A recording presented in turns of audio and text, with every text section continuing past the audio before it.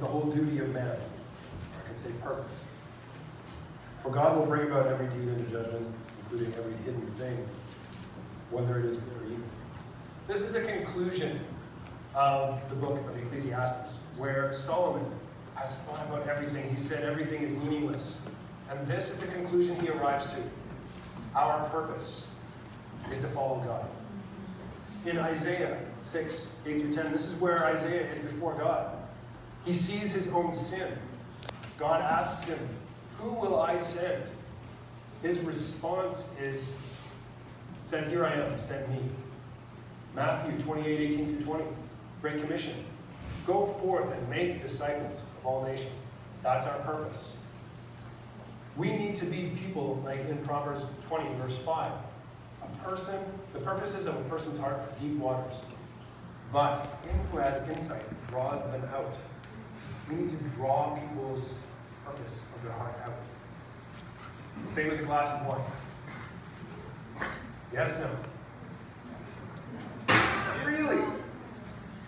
One is a depressant, and it affects the 1-gamma-aminobutyric acid system and the adenosine system. The other is a stimulant for the endocannabinoid system and the limbic system.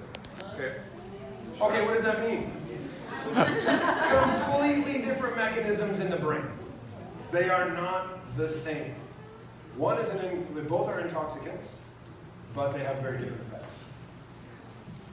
Now, just because a substance is legal doesn't mean we should take it. Right. Alcohol has been legal for a very long time. Some members of our congregation, for instance, Randy, has been sober for 22 years.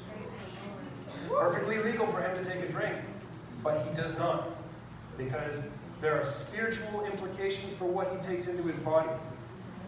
The same is true for us.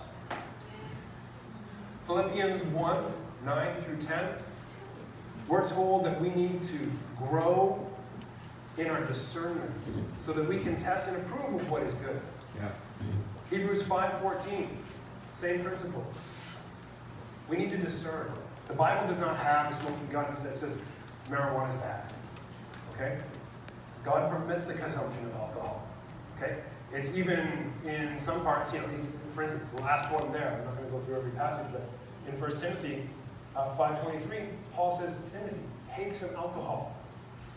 Drink some wine. Now, the Bible is also very clear about intoxication and drunkenness. Mm-hmm. I'm not spending a lot of time on that because I think, I've got a big list of passages there. We already read Galatians 5:21 that says drunkenness. It's very clear. Intoxication is prohibited. Loss of self-control is prohibited in the Bible. We need to be a people that are of sober mind. 1 Peter 5:8. Be sober-minded, serious of mind. Not drunk and intoxicated. This is not what God has called us for. And last, right before we conclude, many of us will probably be in a circumstance where, a joint will be passed around, or there's some, brownies or whatever. And you need to be able to decide, are you going to act out of conviction or circumstance? I find myself in a position, I never really thought about this. Okay, let me just, take a whole bunch without thinking about it. Might I submit to you, this is not the way to live your Christian life. Know what you believe and know why you believe it. Know how you will act before you go into that situation. Okay? And the ways that the four major issues that I really see it is, we're to watch sins against the body. The body is a temple. It is not ours. We were purchased at a price. That's right. Come on, Jason. You have a responsibility to use your body to glorify God. Amen. That also includes what you take into it. And I've got a scriptural reference there. The principle of intoxication. We saw that in the previous page. If you're so stoned that you can feel your toes, something tells me this is not the best time for you to be sharing the gospel with someone. Okay? Habitual actions and learned patterns.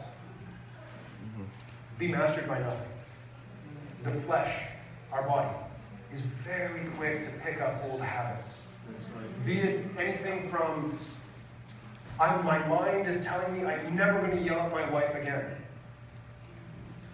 But I have a pattern of yelling at my wife.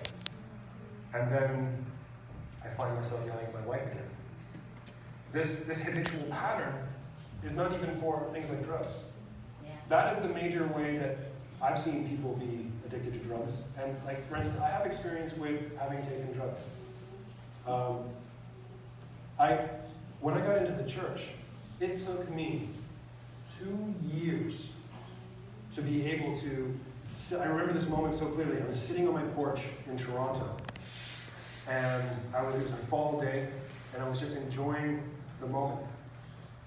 And for the first time in 2 years, I was not thinking, hey, this moment would be better if I had a beer or if I was stoned. It took 2 years to get there.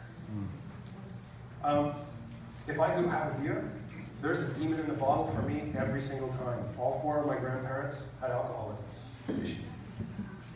I have to be careful with that. On a semi-regular basis, I fast from alcohol just to make sure it is not controlling me.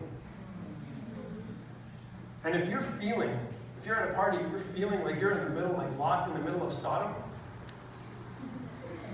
maybe it's time to leave. Okay? Just saying. Like, I'm throwing out the practicals here. Okay? And, we have freedom in Christ. Okay? True, there's no smoking gun that says, no, you can't do it. But is it beneficial?